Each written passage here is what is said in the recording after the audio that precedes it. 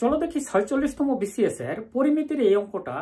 এখানে দেখো কোশ্চেনে বলা হয়েছে একটি সিলিন্ডারের বৃত্তীয় তলের ব্যাসার্ধ ২ সেন্টিমিটার এবং উচ্চতা ৬ সেন্টিমিটার হলে উহার তলগুলোর ক্ষেত্রফল কত হবে। আমরা জানি একটি সিলিন্ডারের ৩টি তল থাকে, একটা উপরে একটা তল থাকে। একটা সিলিন্ডার হলো বিভিন্ন কোল্ড ড্রিঙ্কসের যে কেনগুলো কিনি সেই কেনগুলোই হলো একটা সিলিন্ডার। এই সিলিন্ডারগুলো যদি তোমরা চিন্তা করো তাহলে এর উপরে একটা তল থাকবে, নিচে একটা তল থাকবে যেটা একটা বৃত্তের মতো দেখতে, এবং এর চারপাশে একটা তল থাকবে।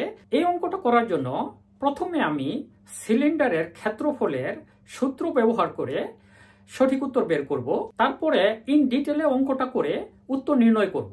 চলো দেখি সূত্র ব্যবহার করে আমরা কিভাবে দ্রুত এর উত্তর বের করতে পারি। তোমরা জানো একটা সিলিন্ডারের সমগ্র তল বা তলগুলোর ক্ষেত্রফল হলো 2πr প্লাস এল।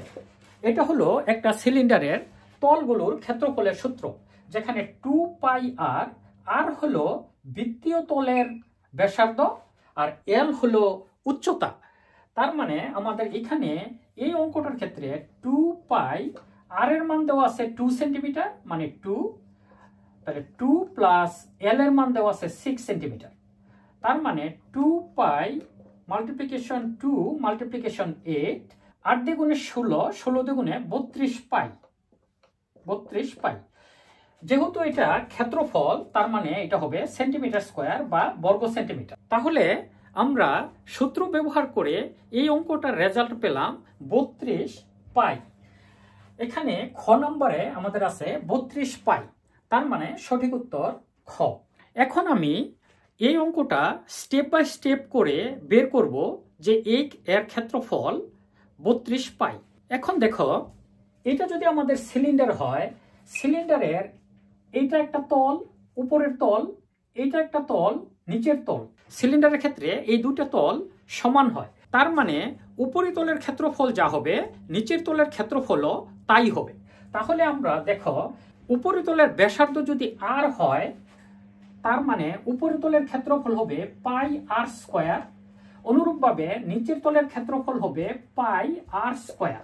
এর বাইরে আমাদের মেইন বডি যেটা আছে সিলিন্ডারের বা একটা কেনের কৌটার চারদিকে যেই অংশটা থাকে, তোমরা যদি এইভাবে চিন্তা করো একটা কেনের উপরের অংশ এবং নিচের অংশ খুলে ফেলে যদি এটা ঠিক মাঝ বরাবর কেচি দিয়ে কেটে ফ্ল্যাট করা হয় তাহলে এটা দেখতে অনেকটা এরকম হবে।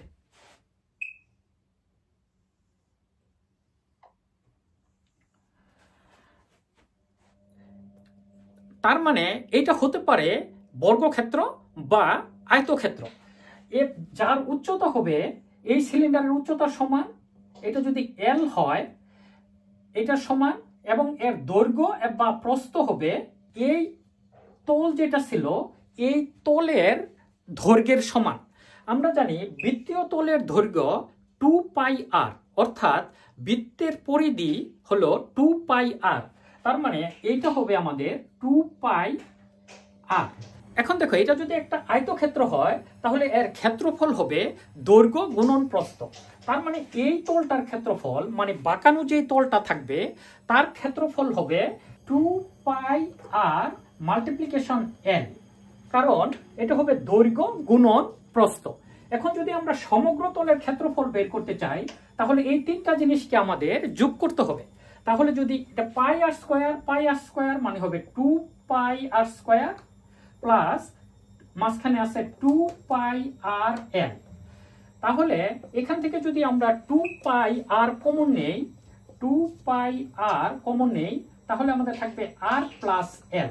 তাহলে তোমরা দেখতে পাচ্ছ আমরা যে সূত্রটা ব্যবহার করেছিলাম 2πr r প্লাস এল, এই সূত্রটা আসলে প্রতিটা তলের ক্ষেত্রফল যোগ করে বের করা হয়েছে। এবং এই সূত্রের মধ্যে এখন যদি তোমরা আর এর মান 2 সেন্টিমিটার এবং এল এর মান 6 সেন্টিমিটার বসিয়ে দাও তাহলে পূর্বের মতোই আমরা 32 পাই সেন্টিমিটার স্কোয়ার এই সিলিন্ডারের ক্ষেত্রফল পাবো। আশা করি তোমরা বুঝতে পেরেছ কিভাবে সিলিন্ডারের তলগুলোর ক্ষেত্রফল নির্ণয় করা হয়। এখন এই অঙ্কটা একটু অন্যভাবেও থাকতে পারে, যেখানে এখানে বলা হয়েছে তলগুলোর, এখানে বলা হইতে পারে সমগ্র তলের ক্ষেত্রফল বা কোনো একটা তলের ক্ষেত্রফল বের করতে বলা হইতে পারে।